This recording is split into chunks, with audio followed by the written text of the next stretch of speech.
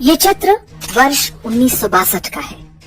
दावा किया जाता है कि इस चित्र में इंदिरा गांधी अपने गहने भारतीय सेना को दान कर रही हैं। उन दिनों चीन के साथ युद्ध की स्थितियां बनी हुई थी।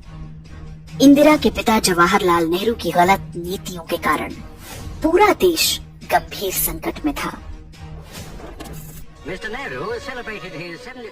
और अब ये वीडियो देखिए। जिस समय भारतीय सेना को हथियार गोला बारूद की आवश्यकता थी, उस समय नेहरू सरकार ने विज्ञापन के रूप में ऐसे कई वीडियो बनवाए जिन्हें उन दिनों सिनेमा घरों में दिखाया जाता था। इन विज्ञापनों में दावा किया जा रहा था कि पूरे देश की महिलाएं सैनिकों के लिए स्वेटर बुन रही हैं, रक्तदान कर रही हैं और अपने सोने के गहने सरकारी कोष में जमा करवा रही हैं। इन विज्ञापनों और प्रधानमंत्री की बेटी को गहने देते देख देश भर में बहुत सारे लोग भावुक हो उठे। उन्होंने भी अपने पुरखों के कीमती गहने दान करने आरंभ कर दिए।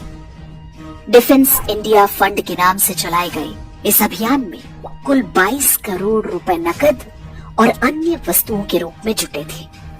धन संग्रह का ये अभियान अभी आरंभ ही हुआ था कि चीन ने युद्ध विराम की घोषणा कर दी।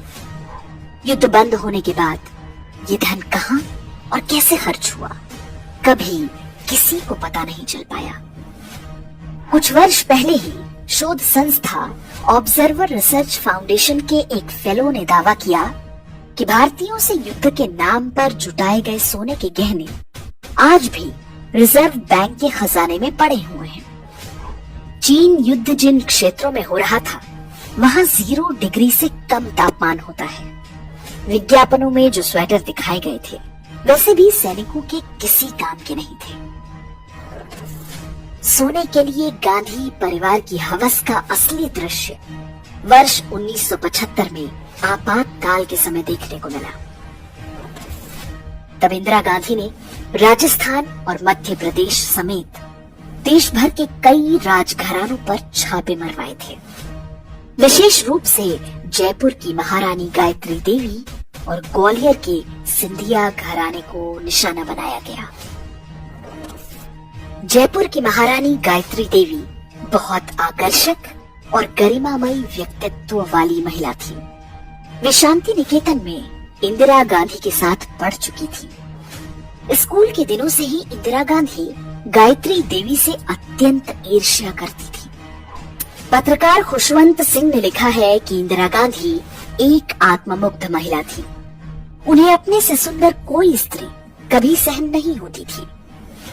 गायत्री देवी भी इसी का शिकार बनी। कहते हैं कि देश भर में राजाओं का प्रिवी पर्स बंद करने का निर्णय भी इंदिरा गांधी की इस ईर्ष्या का परिणाम था।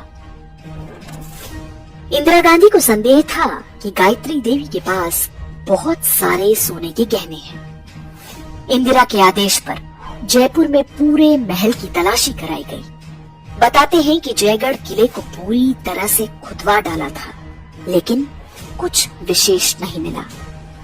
छापेमारी के अंतिम दिन राज परिवार से संबंधित मोती डूंगरी महल के तहखाने में 800 किलो सोना मिल गया। वो सोना वहाँ पर रखा है, इसकी जानकारी राज परिवार के सदस्यों को भी नहीं थी। ये सारा सोना सरकार ने जब्त कर लिया था। ये आरोप भी लगते हैं कि जो सोना मिला था, उसका एक बड़ा हिस्सा गायब करवा दिया गया था। इंदिरा गांधी की डाह ऐसी थी कि उन्होंने महारानी गायत्री देवी को लगभग 6 महीने तक तिहाड़ जेल में भी बंद करवा कर रखा था। उन पर टैक्स चोरी और तस्करी जैसी धाराएं लगाई गई थी।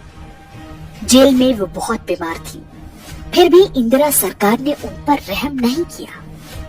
गायत्री देवी की महानता आप इसी बात से समझ सकते हैं कि जब संजय गांधी की विमान हादसे में मृत्यु हुई, तो उन्होंने सांत्वना व्यक्त करने के लिए इंदिरा गांधी को फोन किया, लेकिन इंदिरा गांधी ने उनसे बात तक करने से मना कर दिया।